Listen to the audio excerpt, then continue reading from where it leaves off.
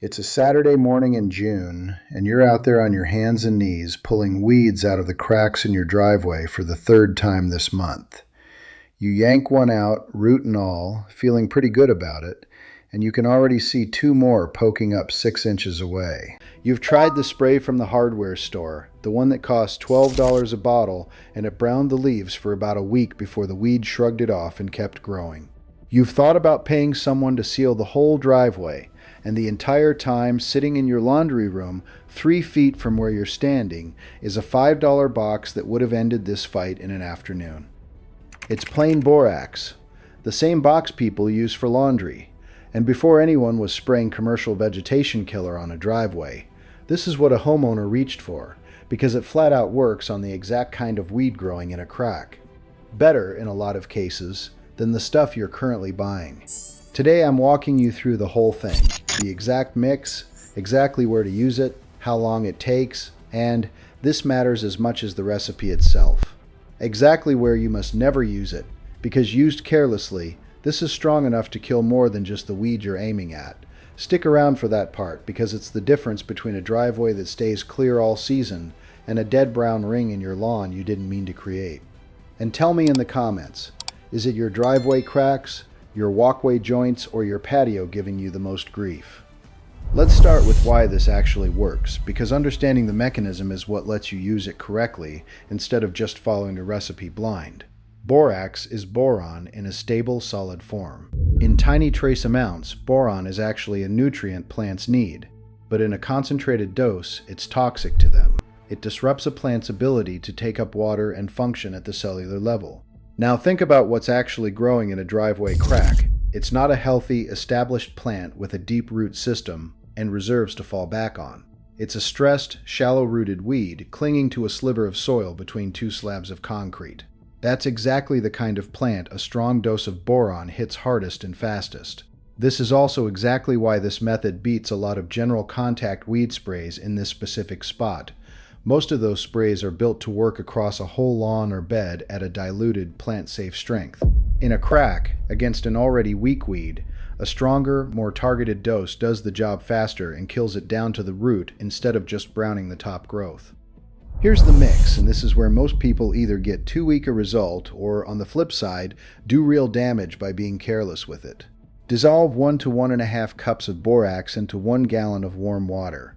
Warm water isn't optional here. Borax dissolves far more completely in warm water than cold, and any granules still sitting undissolved at the bottom of your bucket are doing essentially nothing once you pour it out. Stir until it's fully clear, no grains left. Then pour it slowly and directly along the cracks and joints where the weeds are growing. Don't use a hose or a wide sprayer for this. A funnel or an old watering can with a narrow spout gives you the control you actually need. And control is everything with this stuff. And now the warning, and please don't skip past this part. Borax is not selective. It has no idea whether it's killing the weed in your driveway crack, or the grass 3 feet away, or the roots of the maple tree growing near where you're pouring. If your mix runs off the pavement into your lawn or a flower bed, or if you use it too close to the base of a tree or shrub, it can genuinely kill or badly damage exactly what you meant to protect. And boron can build up in soil with repeated heavy applications over time, so this is strictly a hardscape tool. Driveways, sidewalks, patio joints, gravel paths, never your lawn, never your garden beds, never near the root zone of anything alive that you want to keep. Apply it on a dry, calm day with no rain expected for at least 24 hours, so it has time to soak into the crack and do its job instead of washing sideways into the grass. Before I give you the exact timing that makes this last a full season instead of a few weeks, let me pause on something, because it's worth understanding why a trick like this even needed rediscovering. There's no money in a $5 box of borax solving a problem that a lawn care company or a bigger vegetation killer brand would rather sell you a subscription for.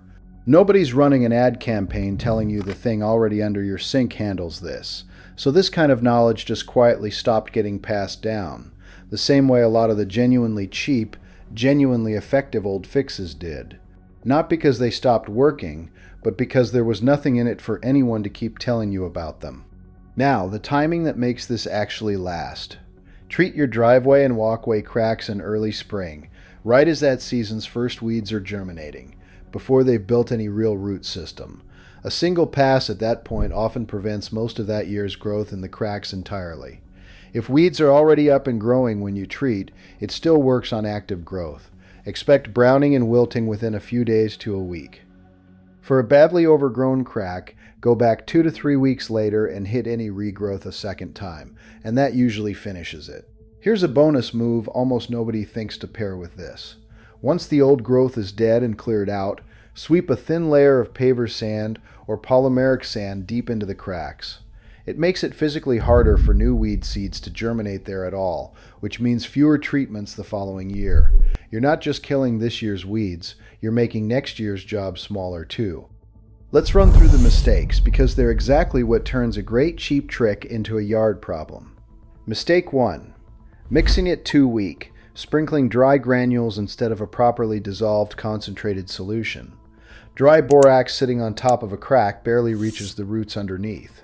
Mistake 2, and this is the big one, letting your solution run off the pavement into the lawn or a bed nearby. That's the single most common way people accidentally kill grass or a shrub with this method. So always pour it directly into the target crack on a dry day, well away from any edge where runoff could reach something you want to keep alive. Mistake 3, treating it like a general purpose, safe everywhere weed killer just because it's a household item instead of a store-bought chemical. It genuinely is not safe everywhere, and that assumption is exactly what turns a $5 fix into an expensive dead patch. And mistake 4, applying it right before rain, which just washes your work away, or worse, carries it exactly where you didn't want it to go. So let's bring the whole thing together. A box of borax you probably already own handles the weeds growing in your driveway, sidewalk, and patio cracks because the concentrated boron overwhelms the shallow, stressed root systems those weeds are relying on. But it is strictly a hardscape tool, mixed dissolved in warm water, poured directly into the cracks on a dry day, ideally right as spring weeds are just coming up, kept well clear of your lawn and beds the entire time. Do that, and the same box sitting in your laundry room right now handles a job you'd otherwise be paying for in store-bought vegetation killer, season after season, for pennies on the dollar. Next time I want to stay on this same idea of old, forgotten cheap fixes and show you what a single cup of wood ash from your fireplace does to the moss taking over the shady side of your lawn. A completely different mechanism, and just as free. If this saved you a trip to the store, do me a favor and hit subscribe. This is Yardworthy, where we show you how to get the yard you want without wasting money. I'll see you in the next one.